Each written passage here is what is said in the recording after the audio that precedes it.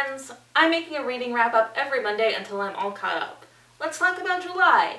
This was a pretty bad month for me. I turned 27, and also my mom was in the hospital for pretty much the whole month. I might make a video talking more about that experience, but for now, please just get vaccinated. And get your kids vaccinated against COVID-19. Hospitals in my area are nearly at capacity again, and we need to ensure that everyone is able to get the care that they need. Getting vaccinated is one easy way that you can protect yourself and everyone around you. Anyways, I'm sure some people have stopped watching already after getting so personal and talking about public health, which I guess is a hot button issue now. So let's talk about some books. I read several books in July as I threw myself into fiction and work as to not have to think about my life. Yeah. I read young adult fiction, fantasy, and nonfiction books in July. First, let's talk about the young adult fiction. As you might remember, the beginning of July this year was also the Sapphic-a-thon, a small reading challenge where we read sapphic books and enjoy stories about women who love women. I treated myself to a reread of You Should See Me in a Crown by Leah Johnson. I absolutely love this book. This book is about a talented band geek who did not get the music scholarship she was counting on to a prestigious college with a great band and pre-med program. So she decides to run for prom queen to get that sweet, sweet scholarship money that comes with the title. She would be the first black prom queen in her small Midwest town who is obsessed with prom. If she can convince everyone that they should vote for her, instead of the wealthy white girls who have been planning to run for prom queen their entire lives. And if she can keep herself from falling in love with the competition. This book is unbelievably charming, and even though it's a romance, I think the best parts of it are the relationships between friends in this book. I am giving You Should See Me in a Crown by Leah Johnson 4 stars. I also read the sapphic book Love and Other Natural Disasters by Misa Segura. This book is about Nozomi, a teenage lesbian who wants to reinvent herself when she works for her uncle at his art studio in San Francisco over the summer. She feels like she's a plain Jane. But this summer she has a cool job and will get a hot girlfriend and post all over Instagram about the great sights she's seeing in the city with that hot girl and to brag about her cool job. Then, when she returns back home from her summer away, people will finally see how great she is. Having to spend time with her homophobic grandmother who has slowly been losing her cognitive abilities is just a small price to pay for all of that. When she meets a hot girl who was recently dumped, she immediately offers herself up to be a fake girlfriend in the hopes that she can convince this girl to become her real girlfriend. This is a terrible plan. This is a terrible, terrible plan. But I loved the subversion of the fake dating trope. I think the self-discovery and how Misa Segura shows her characters grow is unparalleled. Everything always feels realistic. It goes at a slow pace, but every moment feels important in these close and intimate stories. I'm giving Love and Other Natural Disasters by Misa Segura 4 stars. Finally, the last young adult fiction book I read was Heartstopper, Volume 3 by Alice Oseman. This entire comic series is adorable. This is about 2 boys falling in love. The 3rd volume follows them on their school field trip to Paris with their sister school, so we get to enjoy a wider ensemble cast as they interact with each other on the school trip, as opposed to it just being a story between our main couple. I think this is a lovely story about coming out and how you have to do it again and again and again, and I loved seeing that and seeing how you can set boundaries, forgive your friends when they mess up, and try to be there, and also how you don't have to forgive everyone when they were terrible to you. This book has major cinnamon roll vibes, absolutely warm and sweet all the way through. I can't wait to pick up the 4th volume of the story. I'm giving Heartstopper, Volume 3 by Alice Oseman 4 stars. I read 3 fantasy books in July. I even got ahead with some of my reading for the Cosmere Crabathon. Truly a feat. I started off by reading The Alloway of Law by Brandon Sanderson. This is the first book in Mistborn Era 2. It takes place 300 years after the first Mistborn books and uses the same metallic magic system. It is also a western for some reason.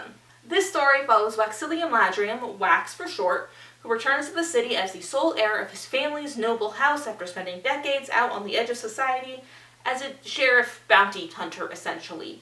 He reluctantly returned to what he believed to be an organized and boring noble society, only to learn that maybe the city streets were more dangerous than the rural settlements ever were. I think this is the funniest Brandon Sanderson book. I mean, maybe it's the mix of Western tropes in a high fantasy world, or the witty one-liners from Wax's sidekick Wayne, Or it's the wider societal discussion of how crime is not usually the result of some maniacal villain, but people who are in need and who aren't being served by the wider society, and only occasionally is there a maniacal villain driven by greed who mostly hurts the people who are most in need.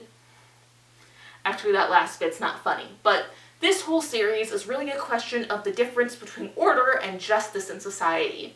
It is a reflection of what makes society successful and the ways in which we've all been let down by the systems we're living in. I'm giving The Alloy of Law by Brandon Sanderson 4 stars.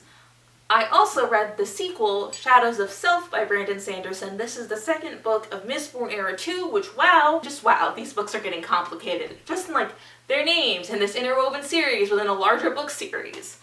Anyways, a few hundred years into this new society, everything is falling apart between the terrorist attacks, crimes that seem to be targeted at getting laborers to not only organize into unions, but also to take direct action to materially improve their conditions, which, honestly, I'm not against.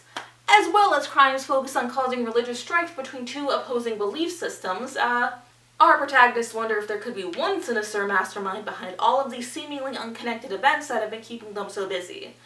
I think there's still a steady threat of whether or not any action our heroes could take could ever bring true justice to their society, or if they are just enforcing unjust laws in order to bring order and protect the upper echelons of society.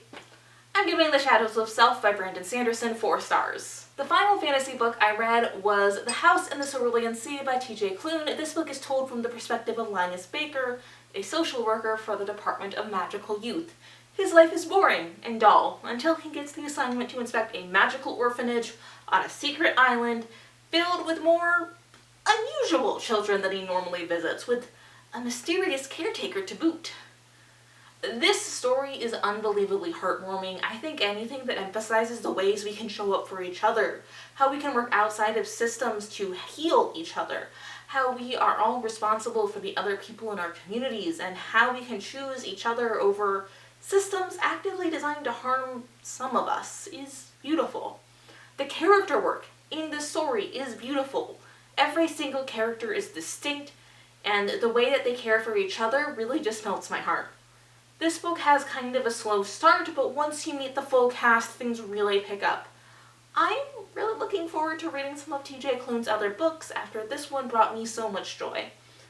I'm giving The House on the Cerulean Sea by T.J. Klune 5 stars. I read one nonfiction book in July. I read Dope Sick, Dealers, Doctors, and the Drug Company That Addicted America by Beth Macy. I wanted to learn more about the opioid crisis, about the process of addiction, and the people who profited off of it. I feel like this is a book that refused to look away, even in moments that were difficult for the families that were interviewed in this. It was difficult to read at points as I saw people's lives be torn apart by addiction. I wanted to learn more about this thing that I know is a huge problem that I just don't understand. And I think this helped clarify some things, but I still want to learn more. I still have a lot of unanswered questions about how any of this was able to happen and how we can save more lives from here on out. I'm giving Dope Sick by Beth Macy 4 stars. Those were all 7 books I read in July. Thank you so much for watching. Let me know down in the comments what's a problem you want to better understand in the next year. And if you want to see more from me, please subscribe, watch another video of mine, or support me on Patreon. And hey, I love you!